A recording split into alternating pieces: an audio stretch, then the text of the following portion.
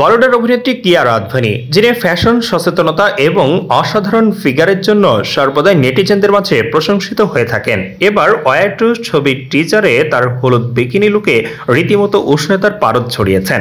বাস্তবে মাতৃত্বকালীন উচ্ছ্বাসে ভাসলেও পর্দায় তার এই বোল্ড এবং আবেদনময়ী উপস্থিতি ইতোমধ্যে সোশ্যাল মিডিয়ায় নেটিজেনদের মাঝে বেশ আলোচিত হচ্ছে। এই প্রথমবার কিয়ারার বিকিনি লুক নেটিজেনদের ঘুম কেড়ে নিয়েছে এবং ছবি মুক্তির আগেই তাকে নিয়ে শুরু হয়েছে জোর চর্চা।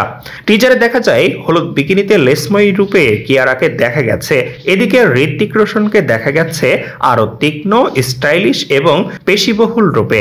তার টানটান চেহারা, অতুলনীয় ব্যক্তিত্ব মুগ্ধ করেছে দর্শকদের। তবে টিজারের ক্লাইম্যাক্স জুনিয়র এটিআরের আগমনেই সবচেয়ে বড় প্রশ্ন তুলে দিয়েছে, তিনি কি এই ছবির নায়ক নাকি খলনায়ক। দুই সুপারস্টারের মুখোমুখি হওয়া দর্শকের জন্য এক দারুণ চমক নিয়ে আসছে তার টিজারে স্পষ্ট।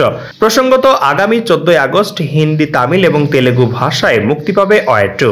হৃতিক রোশন সহ ছবির অন্যান্য কলাকুশলীরাও ইতোমধ্যে নিজেদের সোশ্যাল মিডিয়ায় টিজারটি শেয়ার করেছেন। হৃতিকের পোস্ট করা বান্ধবী সাবা আজাদ এবং প্রাক্তন স্ত্রী সুজান খান নতুন কাজের জন্য শুভেচ্ছা জানিয়েছেন।